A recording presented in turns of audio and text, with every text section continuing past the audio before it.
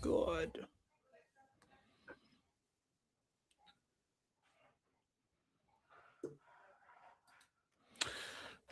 Welcome to another episode of Puro Pinche Sports. I'm your host, Garza, and tonight with me is my co-host, the man, the myth, the legend, the debate king himself. He is Milton Wynn. What's going on, brother? Hey, greetings, everybody, and greetings, Jose. Jose, how you Yes, doing? And thank you for having me, dude. of course, brother, of course. Happy to Well, talk. Happy to talk ball with you. oh, yes, Sincerely. sir. As you said coming into the chat, happy St. Patrick's Day, everybody. Hope everyone's Yes. doing good out there. Watch your cheeks because the people are pinching. So, especially if you know who's out there. Yep, there he is. You know who? Angel. He be Oh, pinching people. oh, he What up, does, brother? right? Shout out to Angel, man. Shout out to Angel. Oh man, it's gonna be a fun night, fun, good day indeed. St. Patrick's Day is here, but does not leave us without some MMA news, some NFL news, some good shit for us to talk about. But Milton, I guess before we start the episode, before we officially go into the topics, can you name in the last week one good thing that's happened for you, brother, or one positive message you got out there for the people that you'd like to share? I know it's out of the blue. I know I didn't prep you for this, but you got anything, brother? I would say, well, good news is I started a job again. I've been unemployed for a month, and that sucked. But there's a light at the end of the tunnel, ladies and gentlemen. Yeah, I'm just grateful for that, though. Noise, noise. Yeah, not doing anything, well, doing stuff, but not being, I would say, as productive as possible. Yeah, it kind of wears you out in a ironic sense. But nonetheless, positive is I'm very happy now. Super, super happy now. That's good, brother. That's good to hear. That's good to hear. Uh Angel's positive news is, yo, why I get banned for saying deck for president? Not banned here. Wherever else you got banned for that. Where? Well, do you blame them? Were you at his ex fiance's house? What were you doing? Or What what were you up was to, it? Angel? Ah, but Jose, how are you doing, man? Thank you for asking me, by the way. Of course, man. Of course. I'm doing good, brother. I'm going good, feeling blessed as always. So nothing but positive vibes coming on this side here. There you go. So as far as anything different, nothing much. Just ended up celebrating my boy's birthday this past weekend. Other than that, Pow, pow, pow. What happened? around What good did you do? times. We went to some place called Elsewhere 2. It's up by 1604. Just hanging What out, is it? shooting shit. Oh, it's Elsewhere just too. What is a it? beer garden, just a chill place to hang out. Elsewhere too. Yeah. Oh, dope, dope. Ah, Angel, that makes sense. In a different stream, you were saying I was trolling political streams for Dak for president. What? You know what? What kind of stream did you get banned off of? Dak for president. That was a political stream. No, He said, no. Which? What kind of stream was it? What side was it? I was want to it? know. Were you talking shit to the right, to the left? Does Right. it matter? Do you want to stick it up both candy asses? It doesn't matter to me, honestly. With you, Amen. Amen. Joe's in the Town. house. Let's go, Okay. Team USA. We know the USA. USA. World Baseball Classic Finals is today. It's on right now. I think Venezuela's up 1-0. So get it together, USA. What do they pay you all those millions for? Whoa, that's Alex says he'll be on in 15 minutes. Ooh, let's see. That's true. But yeah, what up, fellas? What up, Joe? Joe, did you go to Lucha last night? Did you have a good time? If you did, hope you were safe out there, brother. But nonetheless, Milton, let's go ahead and let's get started to some football talk to start it yeah. off. And then later on tonight, guys, as you see it for the title, we'll be talking about some MMA stuff later on. But for the NFL talk, let's go ahead and talk about today's big news, which is the Miami Dolphins have traded wide receiver Jalen Waddle to the Denver Broncos. Bo Nix gets finally his premier weapon. Oh, now it's 2-0 for Venezuela. Oh shit. Well, sucks to suck. Oh, well, yeah. Get it But together. Come on. right. All right, good. But Good. Jalen Waddle gets his shit together. Bo Nix gets his wide receiver, and Mhm. Miami continues to dismantle the old regime, rip it apart, ripping rip, everything apart, man. ripping it apart, not allowing themselves to stick with the old, and somehow, some way, they're still under the cap. So Oh, that is the Miami Dolphin way. But here we are, Milton. The Bo with Nix that has one, got his guy. Go ahead. Let me ask you. Let's start it off funny. With with the with the Denver side, I think me and you would agree that we were probably scratching our heads on why Denver wasn't doing anything, right? So far, like what? Why aren't they doing anything? And now they get Jalen Waddle, biggest splash, like, comparable to any of the wide receiver free agents. What do you think this move proves about Denver? Specifically, Sean, I know you have your whatever with Sean Payton, but what do you think it shows? Because it's very intriguing. I would say that, but what do you think it shows? Well, we're getting into winners and losers later on for free agency. And one of the biggest things that I was going to come into this episode was how Denver was one of the biggest losers because all they did was re-sign like 3 or 4 players and got nobody from a different team. Now they've changed it up. Now they've made some splash. Now my boy Trigger Trey Parker can be a little happy, can look for some little satisfaction for the 2026 season. But before that, I would say they were looking bad. But now what it tells me, Milton, even after letting a guy like a Dre Greenlaw walk away for free, I mean, they just released him back to the Niners. But what it tells me is they felt they were just one piece away. And what I would like to tell all Denver Broncos fans, you were not just one fucking piece away. You are a long way still. Now, look, respectfully, I've said it before. I said it again. It might have been different if your boy Bo was in the game in the AFC Championship game. Maybe they would have won. Maybe. I don't know. We'll never know. But that's not why y'all struggled all year long with the second easiest schedule of the season.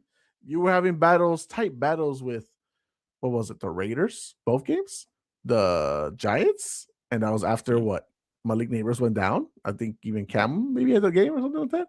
So you were not just one piece away, but it's an improvement, obviously. It is a much needed service because with one of the downsides to being a Denver Bronco fan is watching your team being one of the worst drop rates or highest drop rates of the season this past season. Cortland Sutton, I said last year going into the season, he's a low-end wide receiver 1. People looked at me, he's like, what are you talking about? No, you're right. You're right. Honestly. But he's on the older side. He's not as fast. He's not as explosive. He's not that guy. Jaden Waddle provides that for you. Young man going into the 6th year. I believe he's only going to be 27 years old or whatnot. So that is going to give a burst. Now, there's going to be some cuts. You're going to lose some players. You might lose a Mims. You might lose a Franklin. You might lose something. I don't know what exactly, but you're going to have to make some moves because as much as I know some of you Denver Broncos fans love your wide receiver room is okay. But nonetheless, it is an improvement. Does it prove anything? No, because obviously in the end, defense is probably what's going to carry this team. And I mean, Ufanga's still there. PS2 the defense is still good. It's just good. I think they're now more prepared just in case it gets that way. They're like, okay, well, we got Waddle now. Well, they got a true wide receiver 1 now.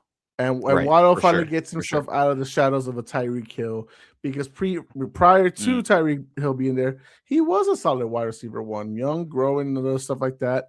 But he was solid. And now he can finally get that chance where he can be the guy. Or, Sean Payton could just root it all. I don't know. For sure. I agree with most of that, for sure. With the Miami side, real quick, it was a reasonable move for them overall, right? It sounds crazy to say that, but we don't have to get onto what they're doing in free agency. Just stick with the Waddle part because I got a lot to say about them, but not just Waddle. You kind of get what they got a good package back as far as first rounder, et cetera, right? I think they still got to win out of that for where they're at. Yeah. Okay, cool. Go ahead. Well, I was gonna say, so Milton, we got an interesting question by our boy Joe, and he didn't put it in the chat. He put it in our text thread earlier today, and he asked, "Does this make Denver the AFC favorites as because of this trade?" And I agree with you. I know you just said no. I don't think it makes them the favorites. There's no reasonable, logical reason to say it makes them the favorites because that's just one move. They didn't make any other moves. There's some other pieces that it still and needs they to lost be covered. pieces. Yeah, right. Yeah. So we don't know. So doesn't mean I know what the answer is for AFC favorites because there shouldn't be a real solid favorite. You're right. It's too early. Yeah. Let's see how the whole team shapes up, and then you could push that narrative. Sure. Gotta wait though. Not just because Waddle. No, I agree with you. No. Yeah. But if you're Malik Willis right now and you walked into the room last week saying, I got Waddle, I got HN or ATN, I don't know how you want to pronounce it. Apparently. You got a first. You lose that. Now you just have HN and your wide receiver room is blah. How do you feel if you're Malik Willis? That I really want to wait on winners and losers for this part. Okay. But I will answer it without messing that up. I feel bad. I'll just say that. Just say that. Well, let's remember they signed Jalen Tolbert and Tutu Atwell. Tutu number one. Oh. No offense to Tutu. I hope someone brave enough in all the fantasy football out there is brave enough to draft him in the top 8 rounds. Tutu Atwell for round 8. Imagine, and you never know. I think he's going to be good, but it would be really a funny scenario if that happened. I doubt it. I don't think he's going to end up being number one. We'll see. Angel says it was the left side political stream. He said I said that should be president, and I was trolling saying Trump 28. Well, probably the Trump 28 pissed them off too. Both of them, maybe. Angel. Joe says the Bills were close to getting Waddle last season before the trade deadline, but they didn't want to give up a first in this year's draft. Mistake. Brandon B made a mistake. I think if that's all you needed for your playoff push, as far as like just to give up this year's first, a late 20s pick, then yeah, you do it. Mid to late 20s, why not? For a young guy like that, cool.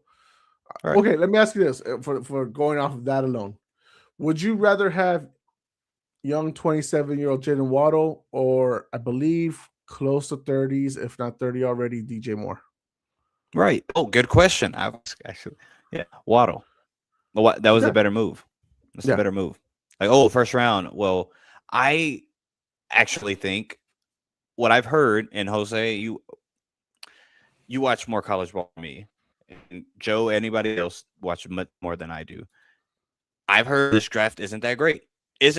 Not saying the players won't end up being great, but it's just not that hype of a draft. And so if you give a first round in this draft, okay, I bet you that's how they look at it. It's Jalen freaking Waddle.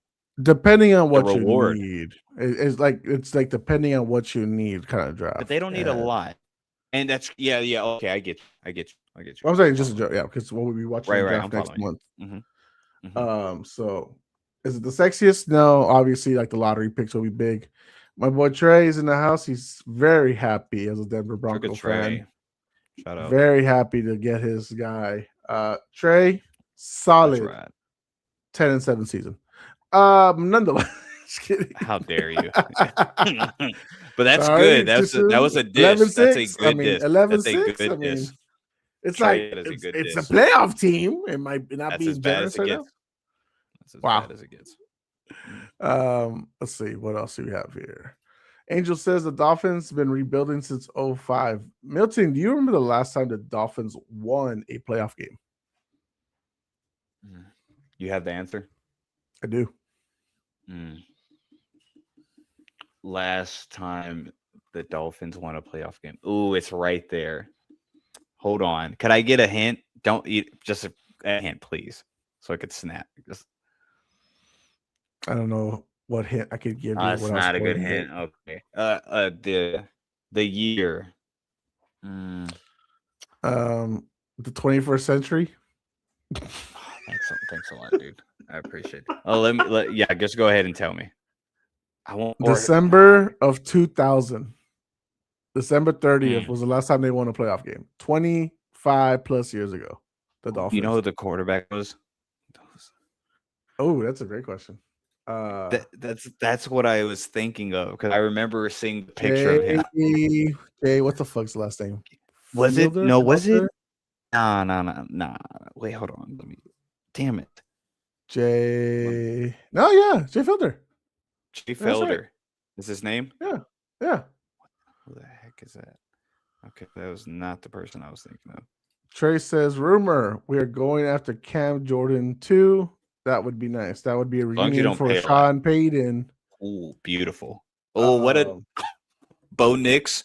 Who they say he's not Drew Brees. I'm just saying mimics-ish. I'm not saying he's Drew Brees with the bad shoulder, but the bad elbow, whatever you want to go. How dare you? Hey, relax.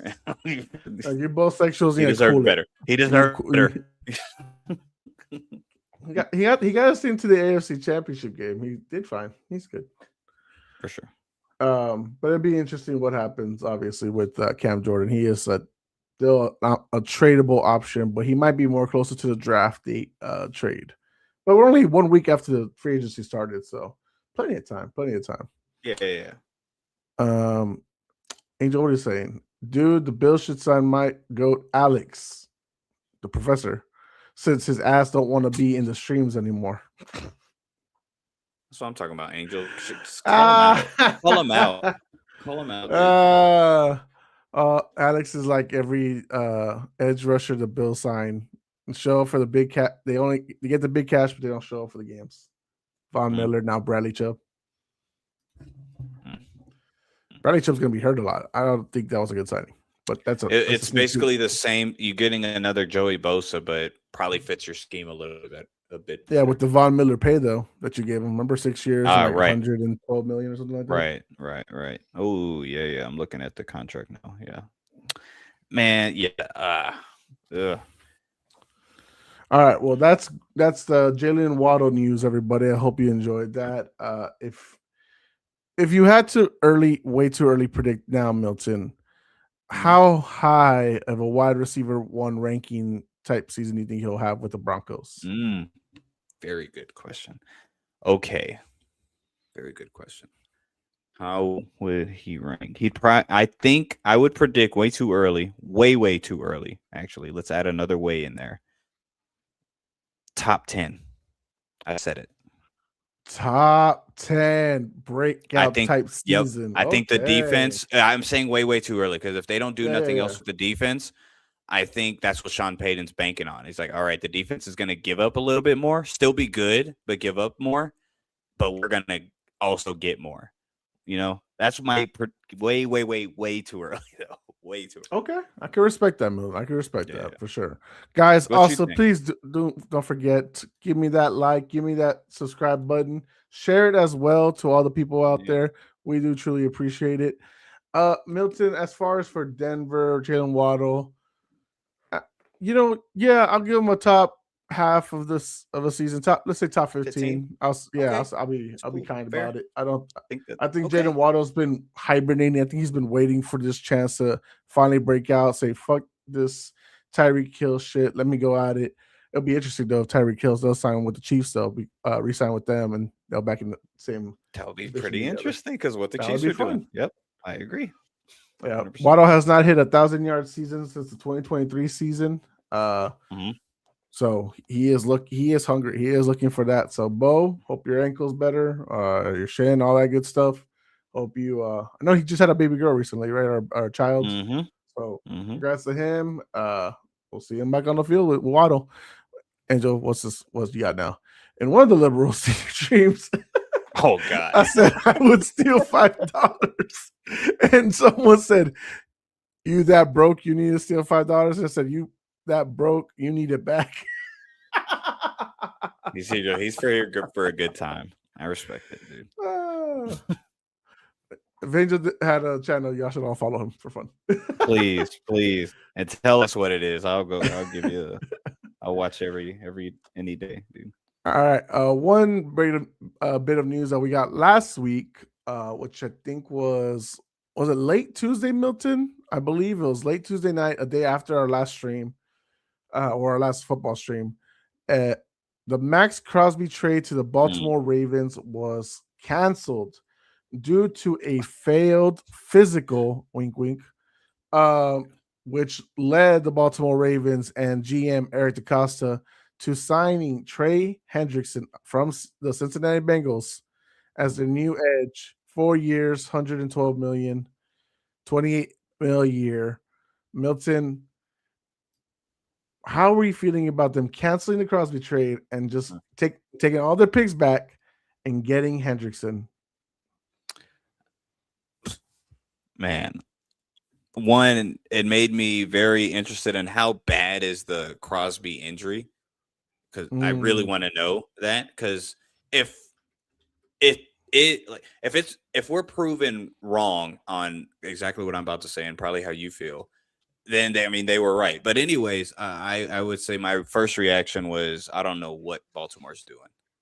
I have no clue. That is okay. I don't like it. I don't like them backing into that and then trying to hurry up and get it's another pass rusher in Hendrickson, an older Hendrickson. They just is coming off of an injury like Crosby, but Crosby I think has a bit more upside than Hendrickson, which is a very good debate, by the way. But yeah, very confused by Baltimore, and I did not like it. Wouldn't grade it well. Yeah. So look, I know most teams trade, they probably just go ahead and pass a physical just to make, we all knew that if any real physical Max Crosby would take right now, he'd fail for anything. But if you really want him, if you believe he'll be there for you throughout the remaining of his contract and et cetera and all that stuff, then you pass him because that's what you'll do. This is obviously a deliberate choice by the Baltimore Ravens. Maybe they saw something in his ligaments. Maybe they're like, I don't like it for year, let's say 3 of the stint with the Ravens, because he has 4 years left with the contract, I believe. Let's say they didn't like it for years 3 and 4. Well, do you want to give up those 2 first-round picks? I already lost Linderbaum to that team, oddly enough. They lost a lot. They lost a lot. I lost to a lot of guys who love Harbaugh, John Harbaugh so much they went to New York. That too. Yeah. So what do I feel? Do I feel like this is worth it? And truth be told, if you don't feel comfortable, and let's say if you had buyer's remorse, then I think Baltimore has every right to go ahead and veto this. I have actually no problems with the decision to do this, because why commit to something if you got a 30-day return policy? But you don't like something after the fact, and you figure out, oh shoot, this other guy, this maybe Temu version, maybe just a little cheaper, but could be almost as serviceable.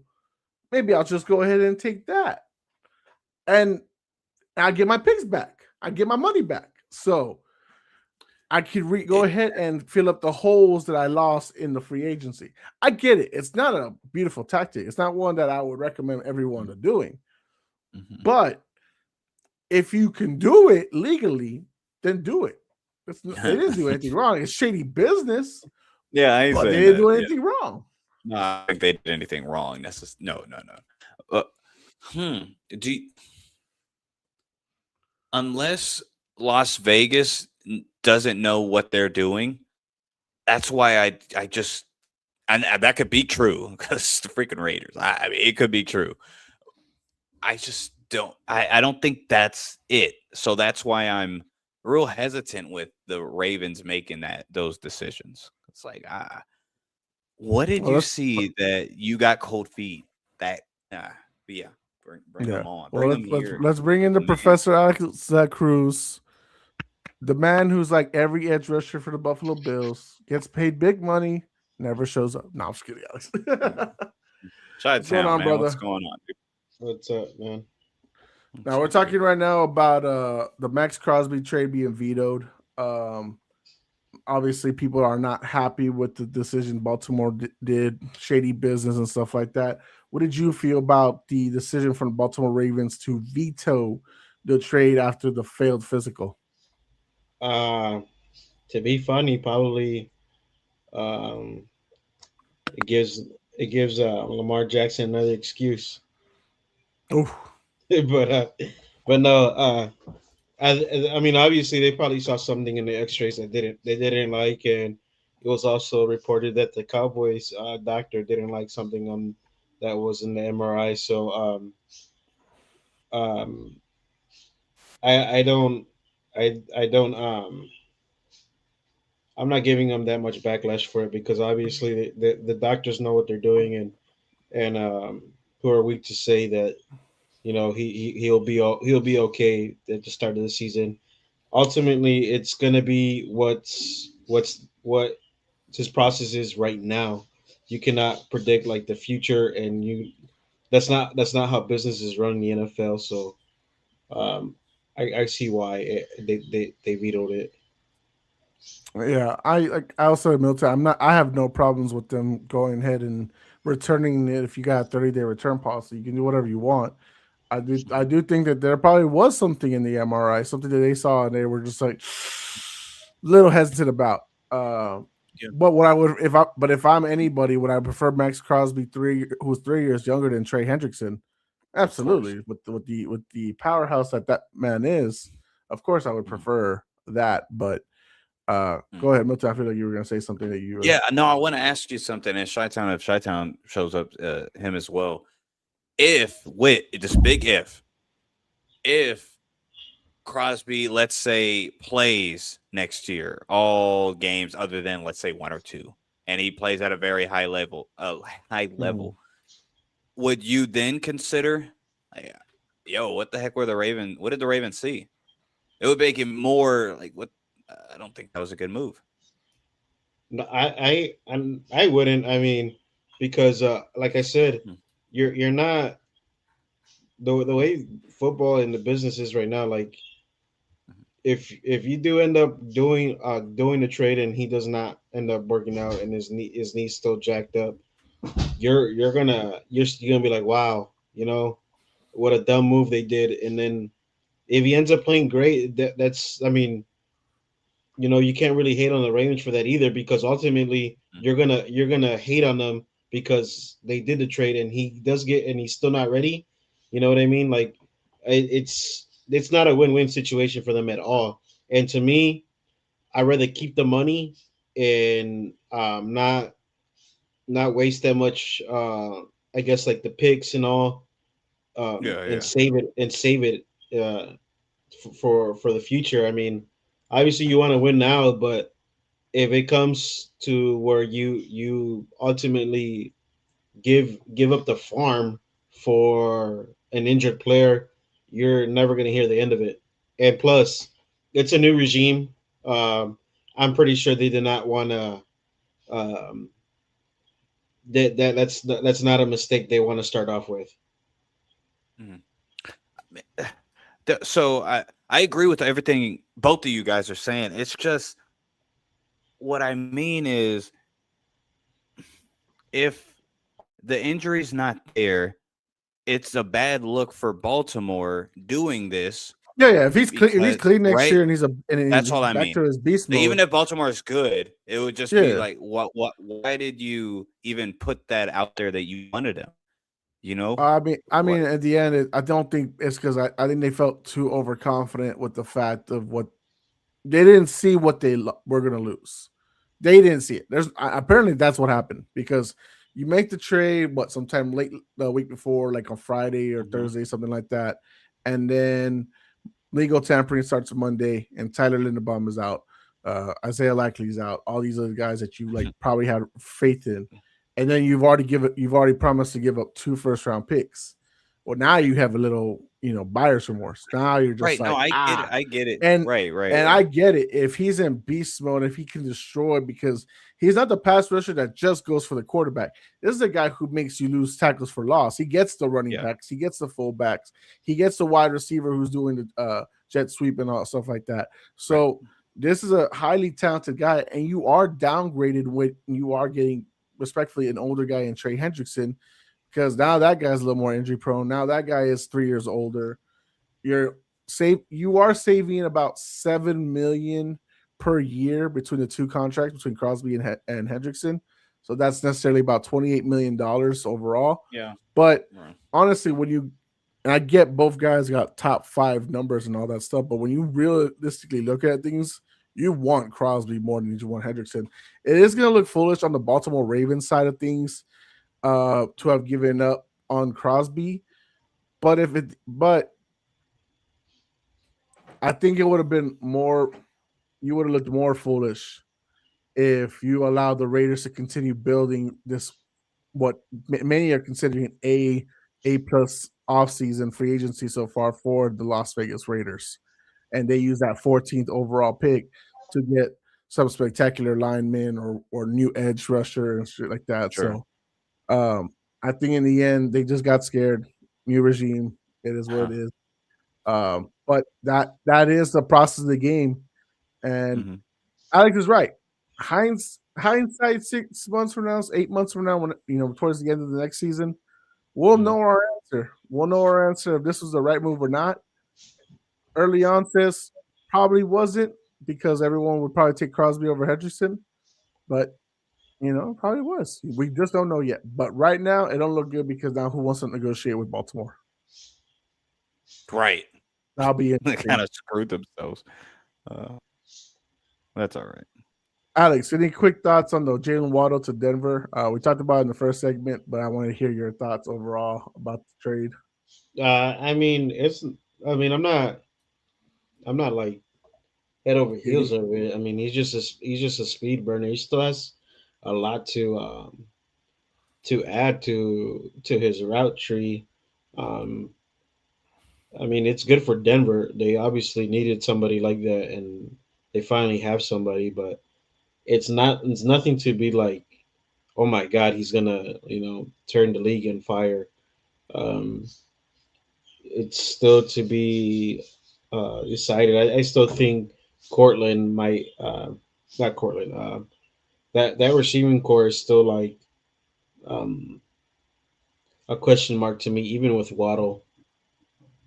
But it is an upgrade. Yeah. With Pat Bryant, you don't like Pat Bryant? I love Pat Bryant. He was great in Illinois. Yeah, And he Marvin was, Mims? Mims. I'm not too high on. I He's like like Pat, a one-trick pony, but still. Pat Bryant's actually probably the best to me. Is the most talented receiver on that receiving core. Right. But they have a lot. They're deep now, I would They say. are. I mean, as far as being not truthfully like a number one, I don't even think Waddle is still up there yet. But I mean, like he's still like to me, he's like a one trick pony still. But damn, yeah, Come on. he's a No burner. way.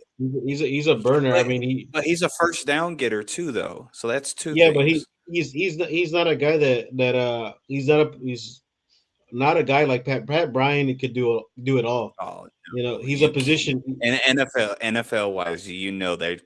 I get what you're doing. You're watching like tape wise, but Yeah. right now, I mean, Waddle's a Pat better Bryant's wide also receiver. coming out from Illinois, Milton. If you remember, he's Chicago. No, I didn't Illinois. know that. Okay, all right, Chi-Town. I don't want to hear it anymore. Then fine. I'm just kidding. Go ahead. I'm just kidding. Go ahead. If you want to go ahead. Illinois, they play in Champaign, which is like 5 hours away from Chicago. It's still far. Northwestern is actually pretty close. It's closer, and Notre Dame. Champagne. But yeah, like I said, it's nothing too crazy. Obviously, it's good for Bo. It's good for the offense because they finally have another threat out there. But let's just see what they do, right? This season, could he be a Michael Thomas in that Sean Payton's playbook. We'll see, or even a Cooks. So we'll definitely see. But I like the move that they did. I saw that they gave up like a pretty good penny for him, right? First, third, and a fourth. Yeah. First, yeah. And they got a fourth in return, I think. They got a better fourth, so basically first and a third, right?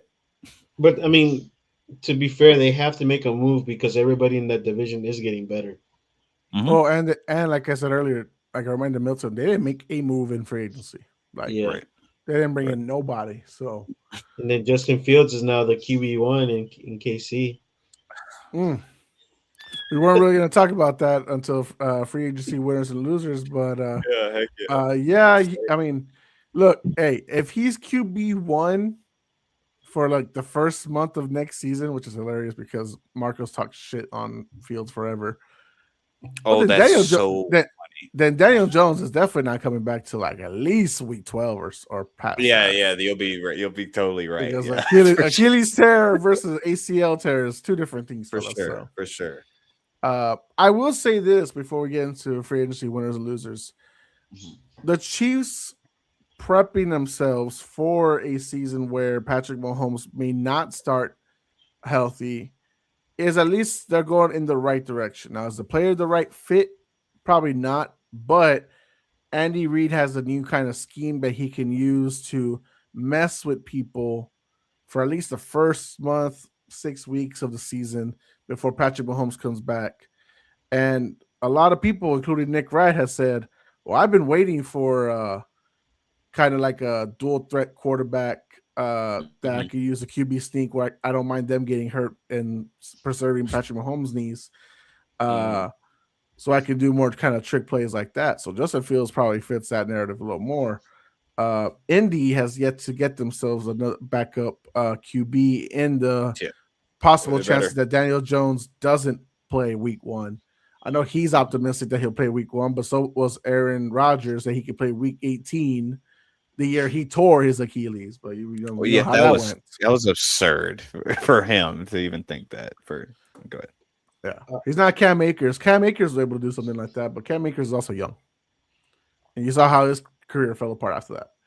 Nonetheless, but he did win a Super Bowl.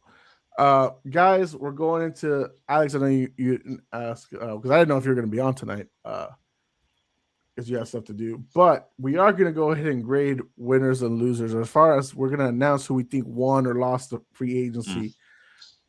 Alex, I'll let you go last since I don't want to put you on the spot right away. Milton, would you like to start it off, or would you like me to start it off for who you believe is a winner and who's a loser in free agency so far? Okay, yeah, I'll start. I'll go. Yeah, I'll start. Cool.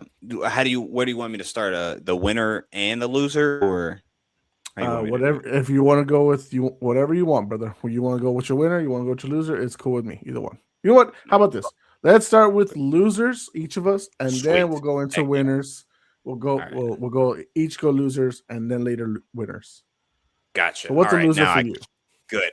Biggest loser. Don't care what any of y'all say. Okay. Malik Willis, biggest freaking loser. Not loser as in like he sucks. Loser as like I feel bad for him. Loser. He's the loser of this whole free agency.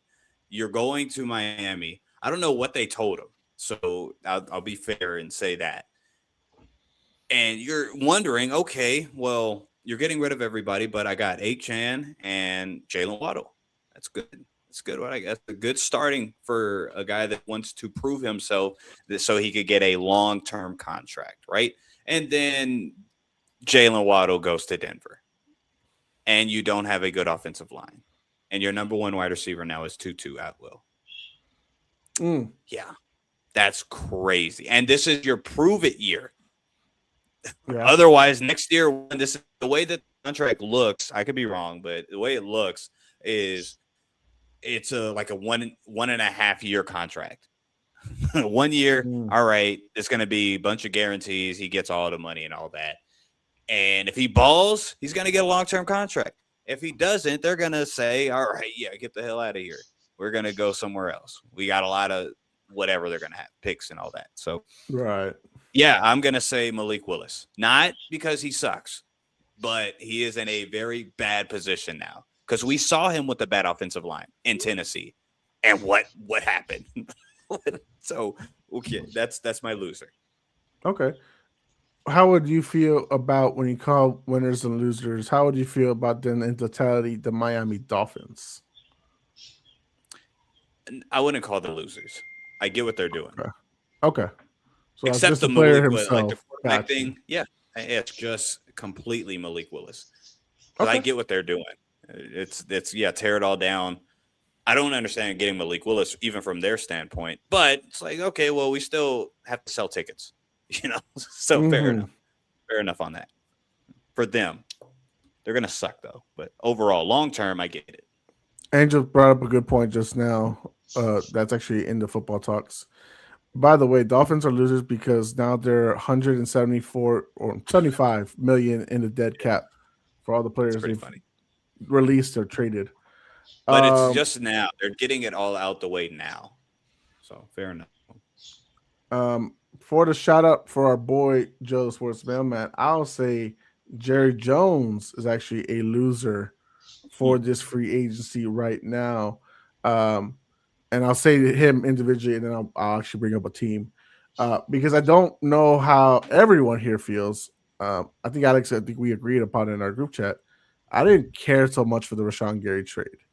And actually trading away your two interior defensive linemen, I think is maybe an upgrade because you're trying to save money, but it's a downgrade because then what the hell did you sign them for not even that long ago? You literally just gave a boost in contract. So I don't know. I feel like this is a losing offseason so far for the Dallas Cowboys. You have yet to re-sign George Pickens. You're supposedly were in talks for the Max Crosby trade, and your own doctor says don't do it. So for Jerry Jones, you are a loser in this situation. And as far as a team in general, I'm going with the Jacksonville Jaguars. You lose Devin Lloyd in free agency, and you only have one re-signing, which is for your cornerback Brown.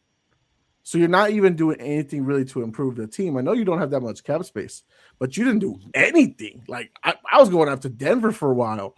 They already would have been on this list before the Jalen Waddle trade, but you did nothing. You let Devin Lloyd walk, and you've only re-signed one player that was already on your roster. So as a team, they are losers, and Jared Jones individually is a loser. Rich loser though. Rich loser.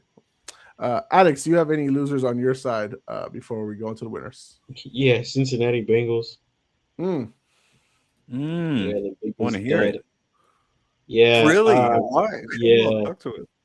Yeah, Okay. I mean they could have made some moves, especially in the defense side of the ball, and they were I guess hoping that the young core that they did draft last year is going to turn a corner this next coming season, but uh, yeah, they are getting no help for Joe Burrow on the defensive side of the ball, and that division, especially the Steelers, the Ravens, they are trying to get better.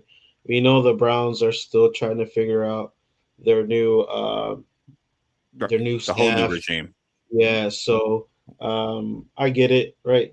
So I'm not gonna be too harsh on them, but with the Cincinnati Bengals, they've had the same regime since I think the year they went to the Super Bowl, and they have yet to come close to. I don't even feel like Zach Taylor's in the hot seat for them. They have yet. I don't think they even feel like they're going to No, want to fire they're- him. I think he's I a mean, lifer. I mean, he does do some good things on the offensive side of the ball, but like, That's it. man, yeah, I mean, Maybe. Well, it has to be something. He ain't dysfunctional. He's competent. Yeah. So. No, As he's a just head coach, I'm with you. I'm with you, Jose. But Milton. He's the Jason Garrett of the AFC. it's pretty funny. Okay, like offense is always looking good, right? Okay, yeah. I and like you that. have incompetent Sure, defense. but And sure. you're just Okay. clapping on the sidelines. You're just a clapper. You're doing nothing. That's Zach Taylor. Yeah. Even when he tries to discipline the Mhm. guys, you could see the lack of respect. And this is me Come on, assuming. guys, get together. it doesn't look like it's there. Yeah. But let me ask you, Chi-Town, real quick. It's kind of pushed back a little bit, but it's really I want to get because I like some of the moves that I don't like Jonathan Allen, just because I mean he had a off year in Minnesota that didn't work. He's older. Yeah, I just don't think that's gonna work. So I could see that. But Brian Cook, he's a good safety, and Boy Mafe is a decent pass rusher. So at least they're like trying to do something. I don't think they'll be better overall because Hendrickson's gone, but they're at least like trying. They don't have a lot of money anyway, though, right? There was names out there though that went for cheaper that they could have got, and especially in the secondary where they need help, and looking at all the people that went in the secondary in this free agency, Right. they could afford some people, and that it was just shocking to me that a team like Cincinnati couldn't try to bring them in. And I think one thing that you could use as a point to bring in like free agents is our offense is really good. Look at the people we have on offense. We just need a couple playmakers on defense, and that would probably be a selling point to a free agent, and they couldn't even do that. And it's just bad. I'm like, wow. Angel said, asking me, "Are you a Bills fan, Jose?" I could be wrong. Really, Angel? Really? Really? You just want your comment up here. You just want a reason to have the comment back up here. You're freaking crazy. You know who I cheer for. Come on, dog. It's all over my damn room here. Said to him, Milton. Angel said Milton is officially better than Dak Prescott. Damn, that's high praise. Okay. What? That is Angel, I'll always remember this day. I appreciate that, man. Super nice. That's high praise. All right, guys. Let's go into free agency winners. Let's do it. Milton, I'll go ahead and let you kick it off. Who do you have as a winner, as player, team? What do we got as winner here? Where'd I put it? Hold on. Let me. Come on. I'm going to say, let me start it off with the team because I messed up. I didn't put a team. All right, I'm gonna do a team just, and this because the easy ones is gonna go out, so I'll just let those be said. The Minnesota Vikings. I don't know if y'all disagree. I would love to hear it because I just want to get how you don't see the positive with Minnesota with Ken O'Connell. Minnesota having a bad year. They went 9-8. You know what I mean? And Kyler Murray. You get Kyler Murray over for what, a 1.5 or something like that, something very low, and the upside is crazy. Like the floor is the wildest part. We had never seen, like when we look at the floor. You heard me say this maybe 2 weeks ago. When we look at the floor of Sam Darnold, Daniel Jones, and these guys, the floor is really bad. That's why they had that name. Kyler Murray's floor isn't bad. It's like, oh, he's inconsistent. Oh, man, why did he make that decision? That was a bad decision. But that's the worst. It's not like he's going to throw 3 picks, 4 picks. That he's just going to have games like that. That's not a Kyler Murray thing. Or his work ethic, quote unquote. But with Minnesota, adding Kyler Murray and getting what they got in the offseason, which wasn't a lot, but with their cap space, I thought was brilliant. Yeah, so the Minnesota Vikings really did well for themselves, maybe because of expectations. We knew how much money they were in the negatives, so it was like they're not going to do anything. They're just going to either bank with JJ and that's it. You know what I mean? But they've actually done pretty good for themselves, especially with the Kyler Murray effect. If it hits, we're talking about a playoff winning team. I ain't saying Super Bowl, but they'll win like a game in a playoff or two. So, yeah, Minnesota Vikings is my answer for that. I guess I'll give you an answer. I don't really have necessarily a pushback because I'm not really but I'm also not seeing how they're the biggest winners. I get it. Kyler Murray is nice. Alex has been a big fan of him. He's always vouched for him every year. But now he's going into a whole different system, and now it's will he play ball? Will he? I mean, some of us will probably say he Yes, has to, he has to. but He has to, dude. but now because of how Sam Darnold succeeded over in Seattle, and we'll see how he plays this year without Clint Kubiak, right? Um, Right. Even last year, he didn't play that there's well. going to be questions about, well, was it KOC? Was he really a QB guru? Or is this more like it's the players just developing and yada, yada, yada? So we'll see. Mm. They didn't make many moves. Kyler Murray is obviously felt like a given. Alex, if I'm not mistaken, he was a Vikings fan growing up. He loved Brett Favre. Yeah, He was devastated yeah. about that Everything's stuff. dope about it. Kevin O'Connell, everything. It seems that this is me seeing the best outlook of it. Kyler in Arizona, there was not a lot of motivation. Arizona sucked. Sorry to say it. Sorry to say it. I know Chi-Town, you thought they were going to be good last year. I got it, but they weren't. You know what I mean? But in years past, he was the only reason that team can be good or not. It Yeah. seemed like. And I don't think he was challenged enough offensively from respectable heads, if I can say that, where it pushed them enough. You're looking at a guy that is, what is he, like 5'9", 5'10", and was the Yeah. number one overall pick as a quarterback. You have to be outrageously good to be number one overall as a quarterback that tall. You know what I'm saying? So that's why I'm so high on the move. Just because how low risk it is. $1 million for Kyler freaking Murray. Yeah, That's he was crazy. also he was also drafted in the MLB draft too. Right. I'm just saying the talent level, he's an Yeah, all-time talent's talent, there. right? Yeah, All-time talent. All-time. Even if he doesn't end up like, let's say he has a good year or two in Minnesota and sucks at the rest or gets hurt or whatever. Just still the talent-wise, he's going to go down as an all-time talent because of that exact thing that Chi-Town said. And also, Chi-Town might appreciate this. I really think the underrated move that they got as a deal was James Pierre, the Yep. corner that played at Pittsburgh. He played Mhm. pretty freaking well at Pittsburgh. And so it's like they need they need a good corner. Brian Murphy's cool, but he's a slot corner. He's like a nickel corner. So anyways, yeah, I just think there's nothing but good that can come out of everything Minnesota did this offseason. Now, as far as biggest winners, fair enough, Jose. I'm pretty sure y'all are going to name bigger winners.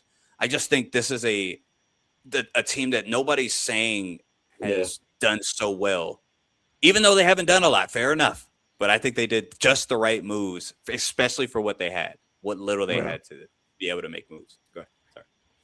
No, you're good. You're good. I can feel the passion. You're feeling confident about all the sightings. So I don't hate it out there for you.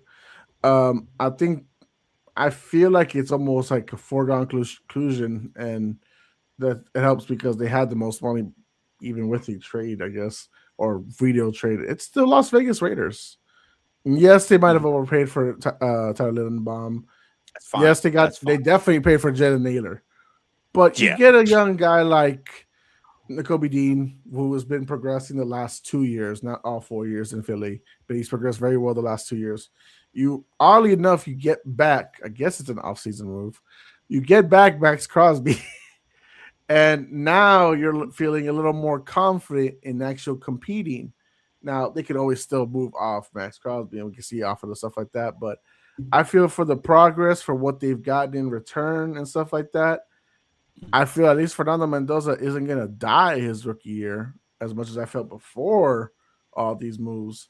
I also didn't think Tyler Linderbaum was going to end up being a Raider. I thought he was probably going to go somewhere more north, but nonetheless, good shit for the Raiders. As far as any individual player that I feel probably won or anything like that. What's a solid ass winner for one person who is just the happiest kid in the world? I mean, you could name a few. I guess the one that sticks out to me was the biggest sighting last week. He's a winner as far as what he got, not a winner for overall. But that's I haven't talked about it. Daniel Jones, 2 years, basically $100 million. He got the bag. and just like the previous bag he got, it was on a 1-year prove it deal. Right. That he got it all. Would I have given him a bag? No, but he won. He's fleecing these guys like a Kirk Cousins style. So that's a win. Yeah. That I mean, him he's or not, Pierce. he's not happy. Both of them have a dub. They got a dub. I think the Colts have an L because of that. Fair. It's going to sound crazy, but Pierce himself he got he got his pretty money, good $29 million a year. So for potential. Remember this. So those guys are going to be happy as individually. They're winners, but the team success was success. Alex, you got any winners for your side? Yeah, I mean, I'm gonna be a homer for sure. I like the moves that Chicago did for sure. Ooh, let's talk about them. Yeah, they the whole the defense is pretty much gone. The only one that I probably would have wanted to keep was Brisker, but other than that, I mean, those moves had to happen, and we're now like no longer under the cap. They let go. The DJ Moore move is opening now for. It's a lot better for Colston Loveland, Roma Doomsday, and Luther Burton are now the key guys on offense. Um, uh, and the biggest like knock for the Bears was losing their center in early retirement, and then Ryan Poles right away does he flips the script right away and starts looking right into the offensive line and pretty much gets a pretty good deal from the Patriots as far as for sure. our side. Bradbury. Yeah, Bradbury. He's okay, but seventh rounder for sure. Yeah, back to NFC North. It's a pretty solid move. Right. They needed it, and they ended up getting it. And all the moves has been great. I mean, I like it. A lot of under the radar stuff. Nobody's been really talking about. So they're my big winners. I think the NFL has them pretty high too as far as offseason rankings or grades. I know some list has somebody high and they should not be there. Chicago's okay. Let me ask you, Chi-Town, are you a bit concerned about your left tackle situation? Because you bring back Braxton Jones and then you get Jedrick, was it Wills or Willis? You know who I'm talking about, the Cleveland guy. Yeah. And they're basically kind of the same player and they both always get hurt. So are you a bit Braxton actually was pretty solid. His rookie year, and then his sophomore year, he took a little bit of a slump. But even the beginning of this year, he was playing well, and obviously he gets hurt. We ended up putting Theo Benedict, who started a couple games, and he started struggling a little bit. And then we put in Ozzy Trapillo, who ended up tearing up his leg in the game, and that sucks. I mean, he looked like he was going to be the left tackle of the future, to tell you the truth. But then he ends up getting hurt, and now there was talks of like, is he even going to get a second contract here in Chicago because he wasn't a high draft pick, and it doesn't look like he's not going to come back next year. I mean that injury takes like 12 months to recover. Sure. I'm hoping that Braxton Jones could come back to like how he was at the beginning of the year last year. There's just that Ozzy Trapillo started playing really good where he never got his spot he never got the spot back, and they just kept him on the IR. So no, I don't even think they're gonna hit that in the draft because I think Ryan Poles is pretty much set in stone with his offensive line now. And you know how Ben Johnson is now. Like Ben Johnson, right away when he got there, he tried to bring up that offensive line and construct it the way he wants it. And I think right now he's it's pretty solid for him right now. Mm-hmm. Yeah. Guys, I'm gonna change my big winner pick. It's not the Vegas Raiders. I'm sorry. I'm doing this now. I'm calling an audible. They are not the biggest winners. The biggest winners that I need to throw out there are the Pittsburgh Steelers. I'm almost there with you, but I thought you would push back Yeah, on Wednesday. yeah, that was my second team that I was gonna pick. Yeah, but, they're killing it. He reminded me with the Brisker move. He Yeah. reminded me, and I was like, "Fuck, that's right. You got him for super cheap at $5 got him million." for really cheap. So That's crazy. And there's a guy who was projected to go for like 3 years, 25 mil, 24 mil, and he freaking got nothing. No, man. The reason, okay, so the reason I went back and went with them looking at everything is because they're doing everything right as if they had their quarterback ready, and we know they don't, Right. which is sad. Right. But to re-sign Asante Samuel Jr., who's a really good cornerback, I know he had neck issues, which is why he didn't really get signed until late last season. But he's solid when he's super healthy. You trade for Michael Pittman Jr., a solid wide receiver too, to put right next to DK Metcalf. You go with Rico Dowdle. You're basic. I know you're going to be moving Jalen Warren to RB2 at that point because Rico Dowdle is going to be the guy who can cook for you. He's been cooking the last 2 years. As a pure runner, yeah, for sure. As a pure runner. And then you solidify the secondary with Quan Brisker and Jamel Dean. Now you're really going a little younger. You're going a little more fresher than you did before when you were getting Darius Slay and you were moving around. What's it called? And Ramsey's still there. Ramsey's still there. And then you had Darius Slay last year, I think, if I'm not mistaken, before you traded him away and he retired. So now you're going younger. Now you're doing better. Obviously, the big thing is, do you have a quarterback?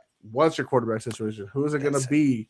All that stuff. That's really the only downside to the things. But like I said, with the Daniel Jones things, it's about what the moves you've made. So they're moving like they have a quarterback set for the future. Right. But this is what you would want if you're a fan of your team. This is what you'd want for your team to do. You'd want to solidify these really big holes that your team had last year. So I think these are also very low contract moves. They're not the biggest like heavy duty deals. This is not going to break your bank or anything like that. So I actually think Pittsburgh Steelers, I would say, is my biggest winner. The other one that I would have thought about was like the Carolina Panthers, because I love the Devin Lloyd deal for super cheap, and I don't mind the Jalen Phillips. Yeah, I don't mind the Jalen Phillips signing at all. At $30 million, it just is a premium right now, so it's totally fine. But Pittsburgh Steelers wins it for me. The Pittsburgh, I'm not mad at you at all. It's I wanted to say I knew your pushback would be quarterback, but fair enough. It's what moves you are making. Yeah, I really wonder who the quarterback's going to be for Pittsburgh, though. I really want to know. I mean, if it's Aaron Rodgers, I guess it's okay. That'll be fine. That'll be fine. You got the mindset. I know Kirk Cousins is available. I don't want that. Get Aaron Rodgers. Aaron Rodgers is less talented. Yeah, let's go Aaron Rodgers over Kirk for sure. I'll definitely take that. Alex, this is not exactly a QB class that you should be trading up for, but there's the rumors Ty Simpson might be a Pittsburgh Steeler. Is that something you like as a college football professor? I like their quarterback that they have in their own locker room right now, Pittsburgh. I think Will Howard's just gonna be a stud, but I don't know what's going on there. They're not giving him a shot. I think he could really turn some heads if they let him play. I mean, they might give him a shot if Rodgers retires. Man, I really hope that Will Howard does play. Yeah, he's really good. I hope they let him play. But Ty Simpson, I don't know, man. It's in Alabama. Yeah, it's tough to say because the type of system they run. Obviously, it's going to be like a quarterback friendly system, kind of like how Mendoza's coming out. How there's credit to that, but Mendoza he's a lot different than Simpson. I mean, Mendoza's more poised in the pocket to me. Well, we'll see how that goes. Alex, we're going to be transitioning off to MMA talk right now. So if you need to head out, because obviously that's not your forte. Yeah, brother. Man. Thank you for hopping on and sharing your thoughts, man. All right, boys. Later. Later, brother. Later, bro. All right, get him out of here. All right.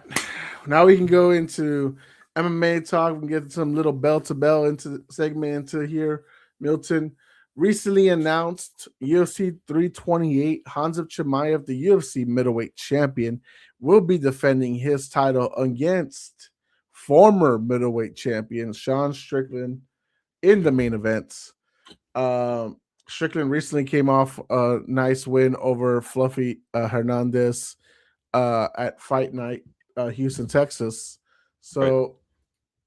Milton, was this the right move to make? Was Strickland the right choice to go with as far as the next challenger for the champion? 100%.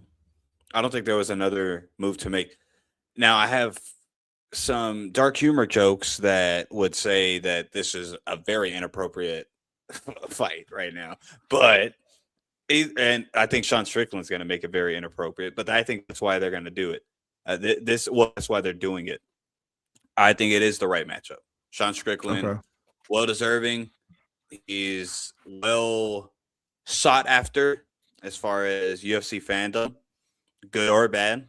He's sought after. At least people want to hear what he has to say, either to get riled up over it, hate it, love it, like whatever.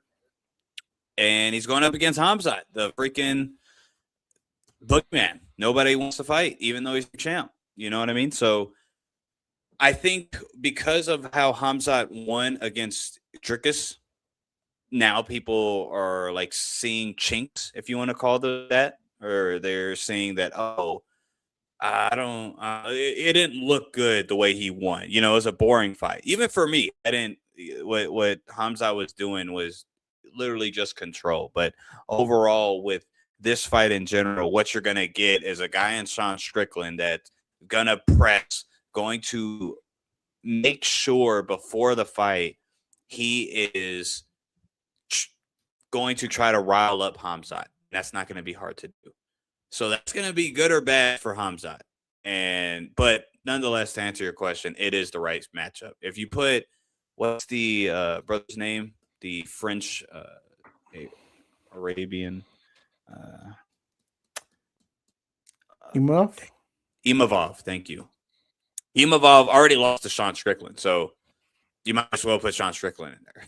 You know what I mean? Just let him get the title shot. Evloev could wait, or he could fight somebody. It is what it is. He'll be next anyway, as long as he stays up.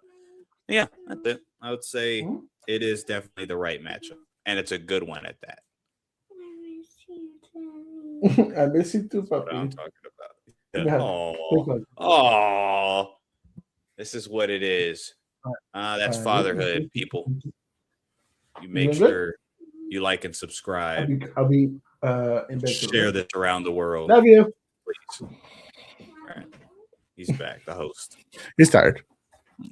Yeah, I already that lovey-dovey talk. I know it, dude. I'm tired, father.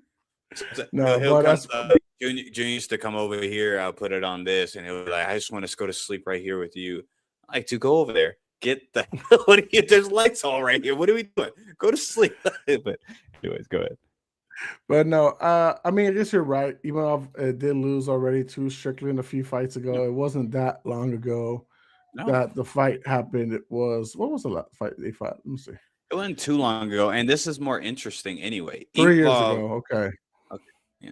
This is a more interesting fight. Prior to becoming the champion, prior to on his way to beating Strickland. That was on his run. Yeah. Adesanya, sorry. Yeah. Izzy. So, I mean, look, the only reason I probably would have just gone with Evloev is because we've had boring Sean Strickland title fights recently. If it was just, Evloev was winning and losing, blah, blah, blah, or now he got the win streak, okay, maybe one thing. But we had Strickland beat Izzy, right?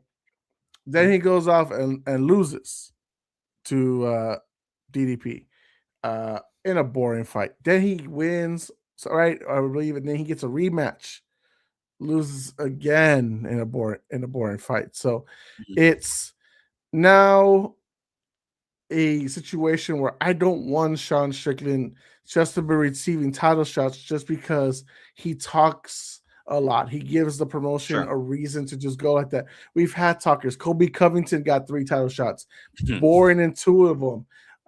We've had freaking Juliana Pena talk her way into a championship. She won one, and then she got her ass beat after that. So I just don't want to keep rewarding just talkers nonstop when there's other challengers in the division. If this was Sean Strickland's first title shot, that's one thing. This is title shot, what, number 3, 4? So now that's where I would feel is the tough part of the conversation. We're gonna keep giving this guy a title shot just because the other guys don't promote. That's a good point. Yeah, that's a good point. It's because of who else is in line. It's just Evloev, really. So right, but I mean, if we go by records of what they've been since, right? Since the Evloev fight, Strickland is 4-2. Evloev is 5-1, no contest. Right, but it's about competition too. Strickland was in title shots. He beat Jared Cannonier, former title contender. He beat Chad's GOAT, Brendan Allen. He knocked out Israel Adesanya. And he just beat the nerd of the fighting nerds. So, to be fair, that is a resume that says I deserve next. Now, I believe the reason, I believe the other reason why they didn't give it to him is because I think he's buddies with Khamzat. And I think he might have mentioned he didn't want to fight with him, which would be stupid because what other reason do you have to be in this damn sport if it's not to be champion? Well, that's interesting if that's true. Whoa. Wow. Yeah, that would be very interesting. Oh. So we'll see from that. Jeff D. Lujan, our fantasy football champion, says, I got a loser. When you get your record broken by a guy named Bum Adebayo, this is what you are, a bum. Why are you disrespecting the dead? Why are you talking about Kobe like that, Jeff? Wow.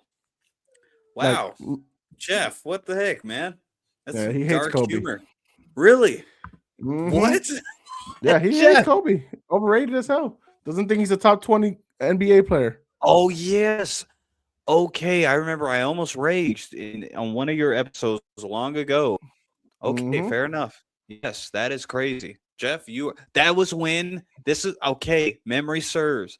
When he said, what did he say? Ginobili. He said Danny Green is better. Ginobili's better. I'll always remember that. I said, okay, yeah, this guy is absolutely just trolling. I should not be this upset.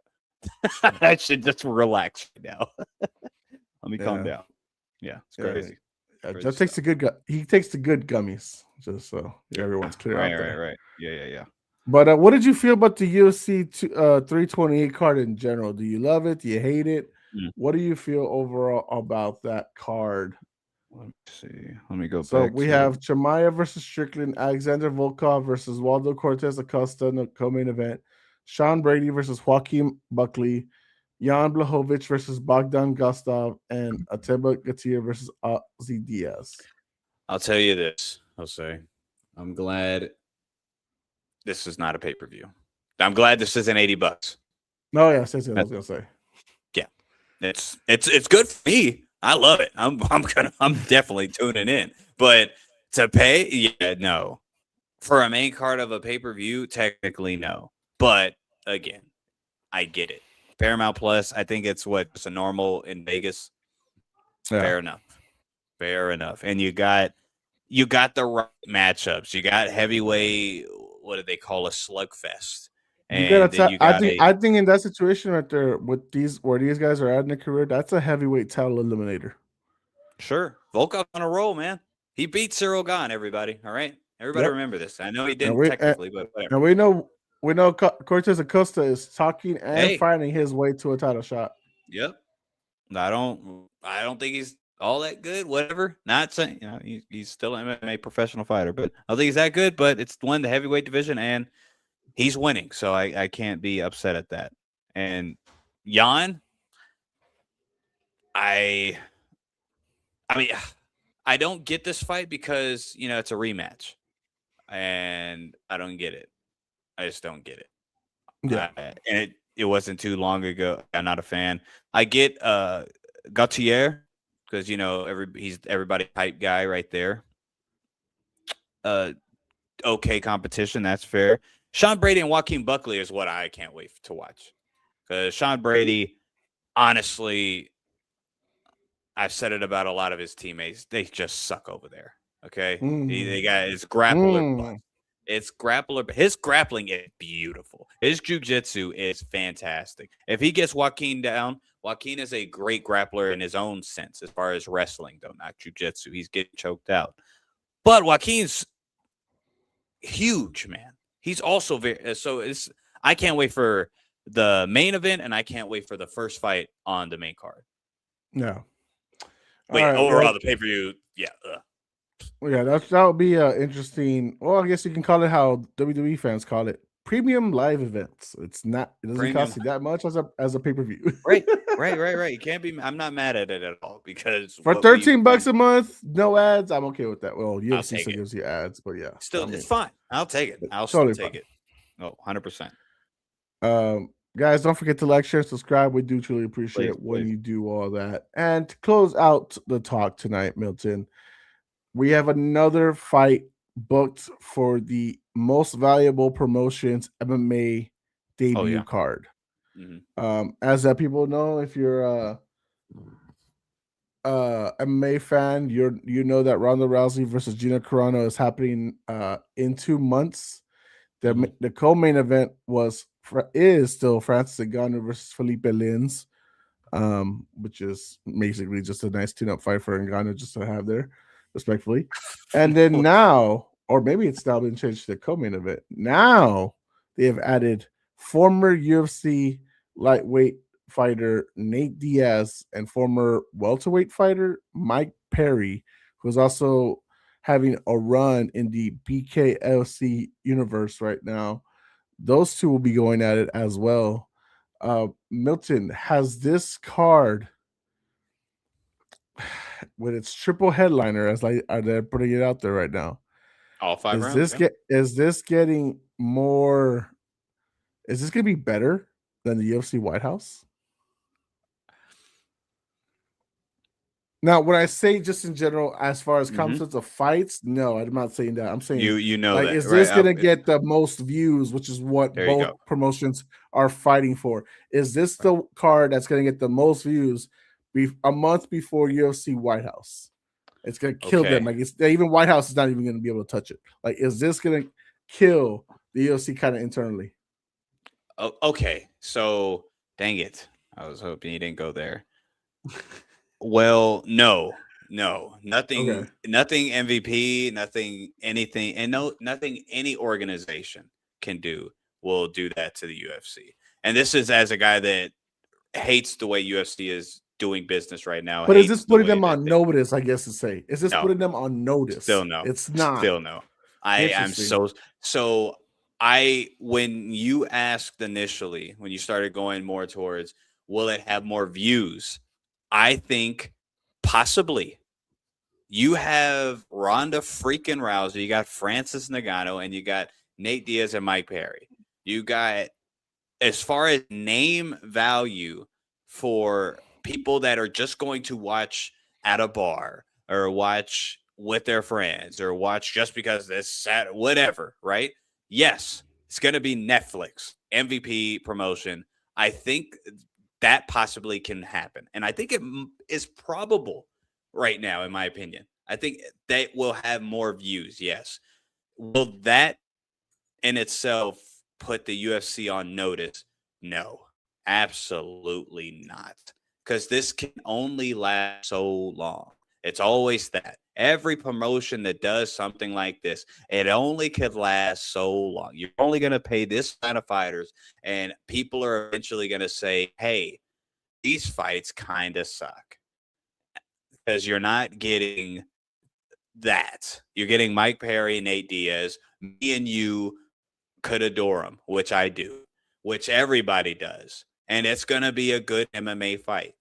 Both of these guys, if you compare them to anybody that's competent in the welterweight division, they're going to look foolish. They don't look like they will look like they don't belong. And then Ronda Rousey's going to be with Gina at a main event. Yeah, no. But yeah, to answer your main question, yes, I think it could get more views. But as far as putting anything UFC on notice, absolutely not. Nothing MVP can do will do that unless they do this for 2 years straight minimum. Let's say that. List one Okay. card, absolutely not. I'm wondering because Sure. this is not a organization that's like signing fighters to be permanent their guys, right? This is Mhm. like It's just events. because Yeah. MVP is just what's events, right? Like they have, Right. I believe, Amanda Serrano under contract, but that's like one of their boxers and stuff like that, Sure. and Fine. they pay Fine. and they get their contracts very well and stuff like that. But in a world right now, Milton, and the reason I bring this up is in a world where these fighters are going to be getting paid almost like if they were boxers, right? Mhm. Per fight contracts and whatnot and stuff like that. They're getting paid big bucks just for the one fight card. I don't know what I don't know if they've announced what the payout's supposed to be for like a Nate Diaz and Mike Perry, but I'd assume for them to Nate Diaz say maybe I'll put my UFC return on hold, or Mike Perry say I'll put my next BKFC fight on hold. Sure. Yeah. It's Yeah. I got to believe be you. really good bucks. I believe Ngannou you. doesn't. Yeah. Ngannou's not fighting for cheap. We know that very much Yeah. right now, and Yeah. we For sure. definitely know Rousey and Carano won't fight for cheap as well. They won't fight or they feel disrespected. I think, 100%. and this is one of the big proponents where it's actually a good thing that Jake Paul has done. He's been fighting kind of behind the scenes and verbally into the media about MMA fighter pay, that they 100%. don't get the respect they deserve, that they've been lowball for their life. So the Yep. reason I'm bringing this up, where something like this can put UFC on notice, maybe not initially, Milton, but the reason I think it will is because if the fighters now know there's somewhere to go where I can get paid, oh, we got something. Because I'm no longer gonna be, now you're gonna have to negotiate with me if you really want me to justify for 40 and 40 per fight, right? 40 to Mhm. show, 40 to win, and such Mhm. like that. Or, if maybe you're a Sean O'Malley, and let's say, I know it's not true, but Well, he gets paid a lot. let's say your contract is almost at the end, and you're only getting that $2 million that you're getting from the UFC. Mhm. But Jake Paul and MVP's offered me 10. Now we are having conversations to where, okay, because I understand Jake Paul's not the richest man in the world, MVP is not the richest promotion in the world, but you Right. have investors, you have marketing, you have all this Sure. stuff. That's how they're getting all this stuff done. Hell, a partnership with Netflix is great because that means Netflix is giving you money to put them Right. on here, and we know how loaded Netflix is right now, Of course. as being the biggest streaming service in the world today. Sure. So I think this is where they put the UFC on notice, Milton. I Mm. will take your fighters if you don't respect them well enough to pay them, as Ronda Rousey put it, living wages. Mm. So Well, I think that's so where I feel like they can really yeah. put them on notice. Because obviously, quality of fights, nah. I mean, probably No, no, no. not We're, really. we're we're not even Yeah, talking about that. Yeah, right. we're on the same page there. We're talking about something specific. So to that, the reason I disagree is one with Ronda Rousey. So the people that's true, that statement, got to pay them living wages. The ones that are getting paid a low wage, guess what? Aren't going to be invited to get paid a lot on MVP promotion. That's why I say it's not going to be a thing. Sure, like Sean O'Malley, good point. If Sean O'Malley is on his last fight of his contract, sure, he could say, "Well, I don't want to freaking fight anymore. I'll fight this one time, and I'll get paid what I would be getting paid in 4 to 5 UFC fights." So fair enough on that. But a lot of fighters that's in the UFC do it for the competition and the prestige. They don't do it just for the biggest bag. That's the John Joneses of the world. That's the Sean O'Malley's possibly of the world. It's not the big high level guys in the UFC. If Jake Paul or anybody from MVP promotions comes up to them and asks them certain things on signing with them, they would probably laugh at them. Why? Because it's not a thing. UFC is. So there's a guy that I used to watch. You watch him. Well, we both definitely in MMA knows who the frick I'm talking about. Luke Thomas, right? Used to watch him every day. Now I don't watch him as much, but still still a fan though. I feel a fan of his work no matter what. He said something that I totally agree with. because he's on the proponent, which I think he goes a bit overboard, but that's neither here nor there, of UFC being a monopoly. They are. Okay? That's why I say when you asked that last part, it said, will it put them on notice? No, absolutely not. All your points are completely sound and valid. However, that's going to do absolutely nothing for the UFC. This can be the biggest success. That card. They're going to have to do this again 2 years in a row minimum for the UFC as an organization to say, we're in trouble, guys. I actually think this might be a problem. That's my whole point. This one event absolutely is going to do nothing. Some fighters, they're going to be like, look what they're getting paid. And guess what? They're probably either going to be already cut or if they go over there, they're not going to get paid that much either. They're not the Nate Diaz. It's freaking Nate Diaz.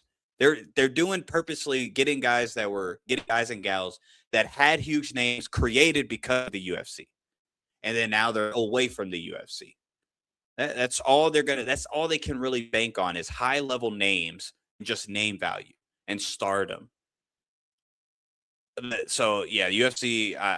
I wish 100% because that would make the UFC much more fair. I think it would make everything so much better. The fighters would be better. Everything would be better if it would make a difference. But it's absolutely not going to make a difference. Well, I mean, you're right. If MVP would have to be a promotion that goes on for a couple of years, puts that off fight multiple times a year. It can't be just one card per 4 months or such like that. It has to be, in this situation, probably every other month or something like that. And it has to be successful. Brilliance, yes, for years, at least 2 years. Yes. You don't like them signing Lorenz Larkin for a fight? Oh, come on. See, no. A lot of it's don't get me wrong. I'm not like these boxing fans, these old school boxing fans. I don't know what's wrong with y'all. They're like, oh, I'm not going to with Jake Paul events or stuff like that, especially if it's free. I'm not going to watch that. That's not boxing. I am a MMA. I absolutely adore MMA, and I'm going to watch Netflix and watch this. Okay. What the heck? It's still MMA. I think if they're saying I don't want to watch Jake Paul fights, I understand that. If I'm going to watch this MMA and card, then I'll watch it. I mean, I get it. Rousey Carano, 15 years too late, 10 years too late, whatever you want to go with. Yeah, 100%. But it'll still be intriguing because I know somebody's going to fight too sloppy and get knocked out. It would be quick. Yeah, no matter what it's going to be for. Francis Ngannou is always a joy to watch. Never lost the UFC heavyweight title, and bad promotional malpractice by Dana White to just cut Francis Ngannou. Nate Diaz got set up to die in his final fight, and he actually looked good in that final minute of his fight, if you remember, with Leon Edwards. That's funny. Yeah. Good times. And everyone, even though everyone knew Leon won, Nate won everyone's hearts once again on his way out. That's the BMF way. That's right there. It's the clicks. So, I mean, I'll say this, Milton. I do believe as far as the hype, just hype, not even and it's all because UFC White House set us down. Sorry, Freedom 250. I don't want to call you that. The name was stupid enough that's not helping. I'm not MVP MMA card is giving us what we were, not the fights we want, but a hype we wanted coming out of the UFC White House announcement. So I'm looking forward to that fight card in 2 months. It's going to be a hell of a card. Let me look it up right now. Is there a fight card that weekend from the UFC? It is Arnold Allen versus Milquezo Costa. Milk Costa, huh? Yeah, Milk Costa is gonna fight that same day as MVP MMA. So that'll be interesting. How dare them? Come on, man. Both of that's a. Well, yeah, I'm gonna have to. A week after Chimaev Strickland. Okay, so we're gonna have back-to-back bangers probably, or snoozers. Man, we'll see. Wait. Oh, that's gonna be a good month. That sounds like it's gonna be a good month. That's good.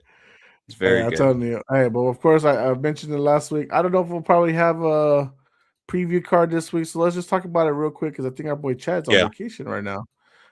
We do have Movsar Evloev versus Lerone Murphy. in the main Oh, event of this weekend's what a card. what a card. Okay. Yeah, let's talk Title about it. eliminator. Evloev Murphy on a roll. Both rightfully deserved title shots. If Yeah. you don't know, Movsar Evloev is 19-0, ladies and gentlemen, Come on. undefeated, and so is Lerone Murphy. He has technically got one draw in the so he's not technically undefeated, but he has no losses. 17-0-1. So someone will get their first loss unless some crazy no contest happens this weekend. But how hyped are you about this card? And remember, Milton, it's a London, so it's an early card. Yeah, that's what I'm pissed at. Because what a card, front to back for nerds, for people that keep up with the UFC, front to back to preliminary card of just a beautiful. It's going to be a beautiful day of fights. I wish I could say night of fights, but it's going to be a beautiful day of fights, and it's so freaking early. Oh gosh, it sucks. But all of it is just perfect. But main event, like you said it perfectly. It's two guys that should have both already had their title shot already, especially Evloev. Jeez Louise. Well, what an interesting match. It's your typical striker versus grappler. That's exactly what this is. And we're going to see who wins that bout. That's really it. Both of these guys are known decision kings. Of course, Murphy finally got that finish after he was losing to Aaron Pico, by the way. But he got the finish, spinning elbow, fair. A lot of times, Losing a 3-minute fight, by the way, is a hell of a statement, Milton. Yeah. Yeah, it is. It is, unfortunately. With these guys, normally when it's two guys that are decision guys and they're completely opposite as far as styles, normally that's when the banger happens because you think it's going to be just a normal decision. Actually, no. One of these guys are going to finish and one of the guys is going to get finished. So I mean, a brilliant card. London really had a treat for them. They got what do they call it? A scone. Yeah. They got a scone here. Yeah, for us, it sucks. Damn it. I want to watch it so bad. I'm probably not going to. Starts at 1 p.m. Main card starts at 1 p.m. So main event probably around 3:30, 3:15. Yeah. So I'll probably pull over from the side of the road and watch most of the card. I don't care about work. They don't care. But no, that's gonna be a banger. The winner gets the next title shot against Alexander Volkanovski. Hopefully, because of how early this is, and if they don't take enough damage, we can get this for International Fight Week. Because what a banger that would be. Though I could also see it being pushed to August. Of course. Let me also add that with what makes the matchup even more brilliant, obviously most deserving, both have an O, both haven't lost, like you already said. But also going up against Volk, the only competition, in my opinion, that Volk really has would be against these two. And he wants both of them. He is not afraid. He's been asking for both of them, and they said, no, Diego Lopez. I think both of them are the toughest matchup for him for obviously two different reasons. But skill set wise and how sound both of these guys are, even Evloev on the feet is fine. He's just, it's not a strong suit. They're comparable to Volkanovski. When I say comparable, Volk is one of the greatest of all time. But just all around, both of these guys are all around great mixed martial artists. Not, this guy has power like Diego Lopez. No offense to him. No, for sure. Any concerns of Evloev being his first fight in about 15, 16 months? Oh, dude, 100%. Yeah, that's that wasn't the case. I would be pretty confident that Evloev's going to win. I promise you.